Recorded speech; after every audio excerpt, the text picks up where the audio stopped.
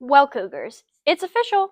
Metal detectors have arrived on campus, and this is the new way we enter the school buildings thanks to a new policy pushed forward by the district. In a significant move aimed at increasing security measures, schools across the country are adopting the use of metal detectors as part of their safety protocols. This initiative comes in response to growing concerns over student safety and the rising occurrence and concern of violence in educational institutions.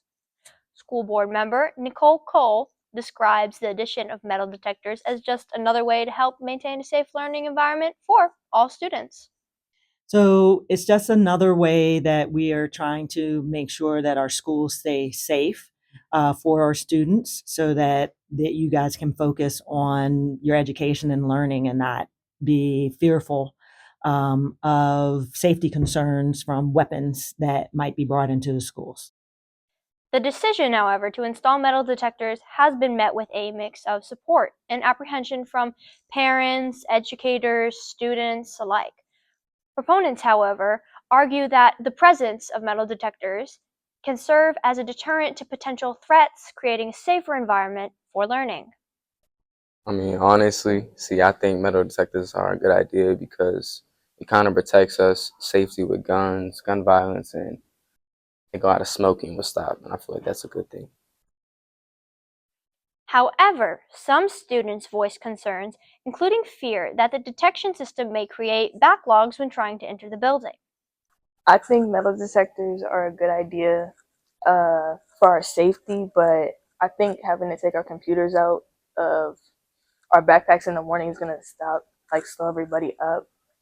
In light of these concerns, administration tells us that these systems are designed to allow for a smooth flow of traffic into the building, which we should see improve over time.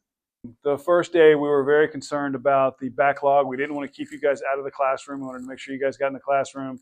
So we actually kind of cut off when we were screening students coming in. On that day, we had several hundred alerts that happen when it comes through, and alerts. Most of them were chargers being looked at. Laptops people forgot to take their laptops out or their 3-ring binders out, and forgot to take their eyeglass cases out of things. Today, when we were looking at all three systems that they went through, we had fewer than 90 alerts that happened. So it's getting better. This is on day 3. Day 4 will be even better. Day 5 will be better.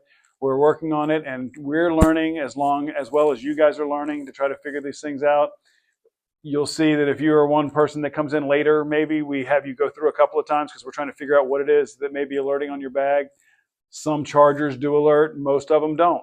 So we're just trying to learn which ones do and which people need to set things out, different things out on the table. The biggest thing, the biggest help that's it's going to be with you guys is if you can make sure that when you come in, you have the stuff that alerts in your bag, and you have that out, you walk through, and as soon as you walk through, you grab your stuff, and you don't hold stuff near the machine as you're trying to get it back. And you go out and you find a place to sit down and put all your stuff in. But that's kind of how it's going. We're hoping that it's getting better. It is getting better on our end. We hope that it's getting better on your end, and we can get students through here quicker than we have been. The system has launched at other high schools in the district, and Courtland News can confirm that since the launch, each day has been improving more and more in terms of lines in the building and false alerts. With the exception of a few minor issues, most schools report the system is starting to operate smoothly. For Courtland News, I'm Kaden Reyes.